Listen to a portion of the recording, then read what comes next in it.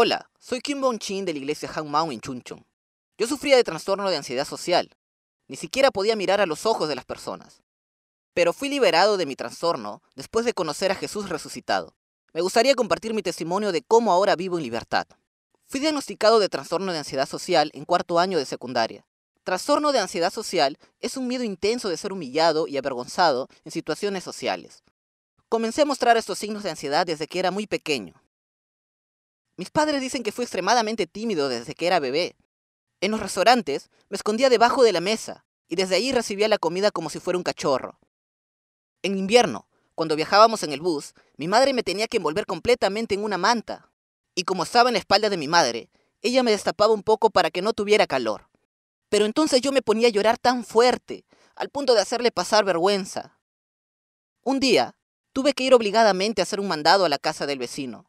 Pero al llegar, por el miedo a lo que sucedería después de tocar el timbre, me quedaba parado enfrente de la puerta sin poder tocar el timbre o me sentaba en las escaleras y después volvía a casa. A medida que fui creciendo, la ansiedad no desaparecía y el comienzo de las clases me atormentaban aún más. No podía adaptarme en medio de la multitud. Me quedaba divagando despistado entre muchos pensamientos. Me esforcé mucho para tener una vida normal como los demás niños, pero las diferentes situaciones me daban temor y quería esconderme en algún agujero si lo hubiera. En esos tiempos, tenía que tomar el bus para ir al colegio, y lo que más me torturaba era estar enfrente a todas las personas del bus. Hay 3 escalones en la entrada del bus, pero cuando daba esos 3 pasos para subir, me sentía agobiado al cruzar la mirada del conductor, y normalmente pagaba rápidamente el boleto y corría para sentarme en algún asiento. Incluso después de encontrar un asiento, tenía miedo de hacer contacto visual con las personas que me rodeaban. Por eso me hacía el dormido o mantenía mi mirada en la ventana. Eran 13 paradas desde mi casa hasta el colegio. Ese tiempo era un castigo para mí. Durante las clases, mantenía la mirada en el escritorio, porque no podía mirar al profesor. Como hacía esto, por más que escuchase la clase, el profesor pensaba que yo era raro. A veces, estaba nervioso por si el profesor me llamaba para hacer alguna presentación. En caso él hiciera alguna pregunta, aunque no supiera la respuesta, respondía cualquier cosa para que la atención no esté sobre mí. Yo evitaba las acciones que pudieran llamar la atención de las personas. De esa manera, comencé a vivir sin expresión en la cara y sin responder. En los pasillos del colegio, sentí escuchar que otros decían, «Él es raro».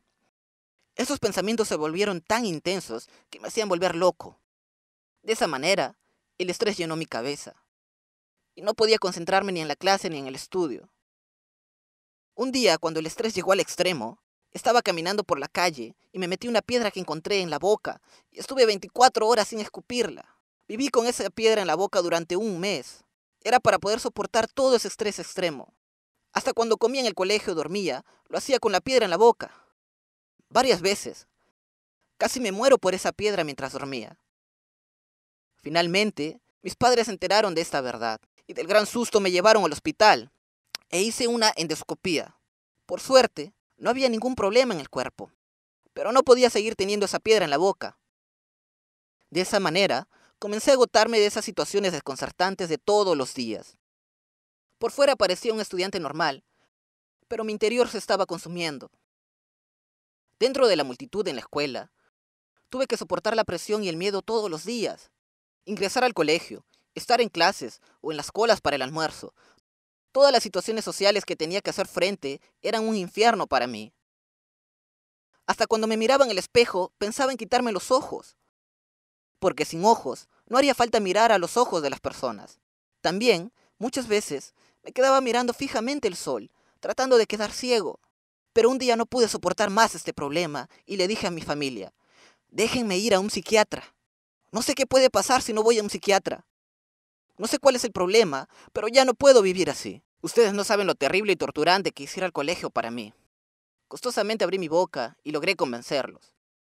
Y así comencé con el tratamiento psiquiátrico. Primero, me hicieron un electroencefalograma, y los resultados fueron totalmente anormales. El doctor me dijo que era por un estrés extremo, por lo que me hicieron una terapia respiratoria. Me dieron medicamentos y realicé un programa que estudiaba mi pasado para corregir el error de mis pensamientos. Doy un ejemplo de ese programa. En una determinada situación, el doctor me daba una preocupación A la cual llamaba adivino de profecía. En otra situación, a la preocupación B le llamaba final catastrófico. Haciendo esos programas raros, sentía que algo se me estaba resolviendo. Pero al memorizar los diferentes nombres que le ponía a las preocupaciones, mi cabeza se complicaba más. Ni siquiera ese tratamiento médico resolvió por completo mi problema. A partir de ese momento, dejé de ir al hospital. En el hospital había muchas personas como yo. Todas ellas parecían ser personas normales dentro de la sociedad. Pero yo pensé, todos lo esconden. Todos están perdidos como yo. Luego de dejar de ir al hospital, los dolores de cabeza se volvieron peores. Me sentía decepcionado al pensar que debía vivir toda la vida con esta enfermedad. Investigando sobre la sociofobia en Internet, un artículo decía que primeramente debía enfrentar a las personas. Pero como yo no quería enfrentarme con aquellas que me provoquen miedo, sentía que era mejor vivir apartado, vaciando mi mente en un templo budista para siempre. Sentía que ya no había nada más que podía hacer. Durante este tiempo, viví como un indigente. Yo pensaba que en algún lugar existía algún todopoderoso que estuviera observando todas esas situaciones. Y fueron tiempos en que pensaba y pensaba sobre este todopoderoso. Hasta que un día me encontré por casualidad con mi padre, quien estaba lejos de mí. Mis padres se habían divorciado porque se odiaban y se habían cansado de tantas peleas. Después de tanto tiempo sin ver a mi padre, lo primero que me dijo fue que vaya a la iglesia donde él estaba yendo. Eran tiempos en los que estaba decidiendo independizarme y pensaba en salir del lugar de donde estaba viviendo. Y justo mi padre me dijo que había una residencia de estudiantes en la iglesia.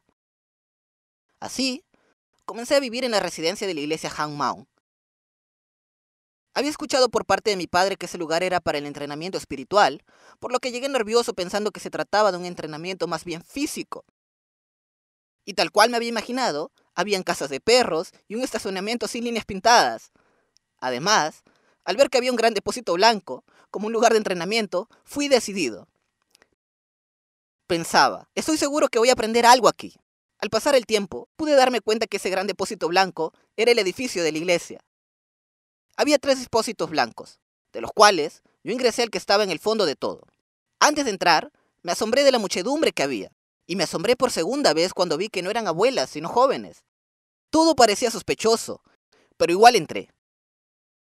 Entré a la iglesia y comencé a observar a los creyentes que estaban allí.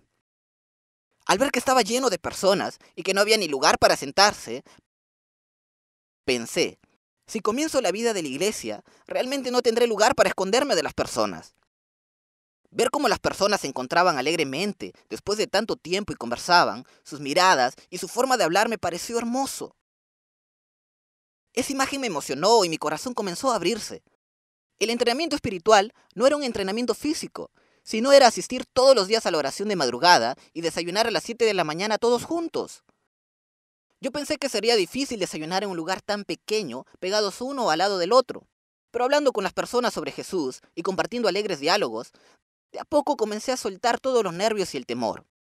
Antes pensaba que cuando evitaba las miradas de las personas, el otro sentiría repugnancia por mí. Pero esa comunidad me trataba tan bien, sin importar ninguna de esas actitudes mías.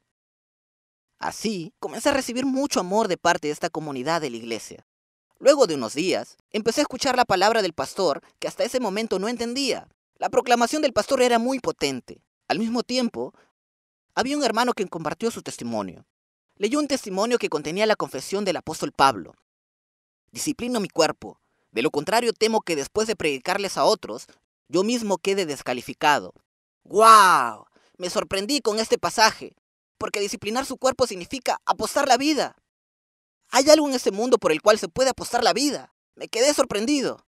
Así, me di cuenta que el poder apostar la vida significaba que había algo seguro detrás de ello. A partir de ese momento, tuve la esperanza de que podía ser una persona nueva. Un día, el pastor dijo esto en una de sus prédicas. Si la resurrección es segura, ¿creen que la existencia de Dios es segura? Ni siquiera habíamos nacido, pero ¿creen que hace 2000 años atrás fuimos crucificados en la cruz junto a Jesús? El Todopoderoso vino y se fue. ¿Creen que no solo resolvió el problema de la muerte, sino que ya resolvió todos los problemas? Al escuchar al pastor decir esto, golpeé mis rodillas y me pude dar cuenta que, si tan solo la resurrección es segura, la Biblia es la verdad y puedo resolver el problema de la muerte. Primeramente, yo quería saber si la reacción era un hecho real, y comencé a investigar en varias bibliografías. De todos esos registros, no había ninguno que negara el fundamento histórico. Solo encontré algunas opiniones de desprecio de algunas personas que decían que no podía suceder algo así. De esa manera, el hecho de que Dios cumplió la resurrección en medio de la historia del hombre, según las profecías, no podía ser removido. Amén. Pude entender que ese Jesús de hace 2000 años atrás es Dios por medio de la resurrección. Y pude ver que por esa resurrección que se había cumplido según las Escrituras, la Biblia que tenemos en nuestras manos es la promesa de Dios. Jesucristo resucitado era Dios. Amén. Jesús me habló desde el interior de mi corazón. Kyumbok, ¿quién es tu dueño? Yo soy el dueño de tu vida, de todas tus posesiones, tu tiempo, de tu alegría y hasta de tu angustia. Yo soy el dueño de todo. Al comprender quién era realmente este Jesús, me quebranté y lloré. Es verdad, Jesús, tú eres el dueño de toda mi vida, de mis posesiones, de mi tiempo, de mi alegría y hasta de mi angustia. Jesús, viví sin saber quién eras. Yo pensé que el cuerpo era mío, por eso quise quitarme los ojos. Viví a mi manera y desconcerté a las personas.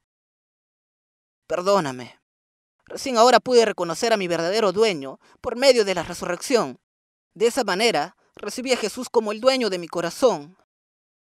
Como el Todopoderoso había muerto por mí, realmente Jesús era el dueño de todo mi cuerpo y de toda mi vida. Amén. Una vez que Jesús resucitado fue mi dueño, el trastorno de ansiedad ya no era un problema para mí. Ya no tenía que temer, porque el Dios Todopoderoso estaba dentro de mi corazón. Cuando todo lo de Jesús se convirtió en lo mío, comencé a vivir una vida de compañía junto a Jesús. Mi corazón ardía.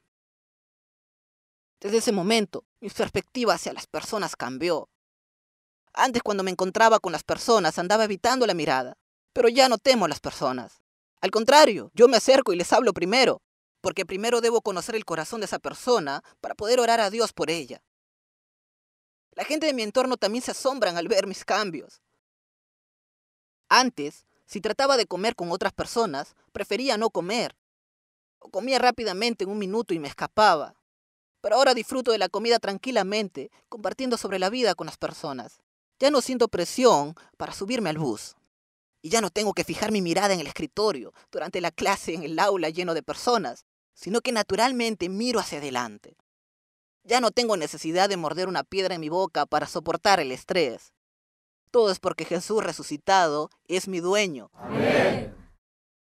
Dios no solo me dio el evangelio de la resurrección, sino también me dio un mandato que vale más que mi vida. Antes, solía encerrarme en mis pensamientos y pensaba, ¿por qué el mundo es así? ¿Y por qué yo tengo que vivir así? Me sentía sofocado e inseguro, pero ahora siempre estoy gozoso y pienso, ¿cómo se sentirá esa persona? Dios, dame la palabra adecuada para refrescar el corazón de aquella persona. Espíritu Santo, obra. Oraba de esta manera y me acercaba para hablar. Uno de los recuerdos que tengo de la evangelización es cuando lo hice en el subte. Al principio tenía temor, pero al ir junto a mis hermanos de la iglesia y orando juntos, pude compartir la resurrección de Jesús delante de las personas. No pueden ver a Dios, ¿verdad? Por eso Jesús hace 2000 años atrás murió por nuestros pecados y resucitó, dándonos una prueba para que todas las personas podamos creer. Hizo que podamos creer todas las palabras de la Biblia. El Todopoderoso vino a esta tierra y se fue. Yo era una persona que no me atrevía a hablar delante de las personas. Pero Dios me hizo compartir la resurrección con valentía. Dejé atrás todo ese temor de las miradas que me tuvieron atrapado durante 20 años. Y ahora testifico la resurrección con el poder del Espíritu Santo. El sentimiento de las miradas molestas y el cuchicheo de las personas ya no me importan más. La fe de la resurrección superó todo eso y me protegió. Amén. Como dice Hechos 17:31, al dar testimonio por medio de aquella prueba de la resurrección para que todos crean, recibí una gran seguridad y alegría. Luego de terminar con la evangelización, agradecí a Dios. Haber sido transformado de esta manera por la gracia de Dios fue posible por la comunidad de la iglesia, que me sirvieron con amor y paciencia todo este tiempo.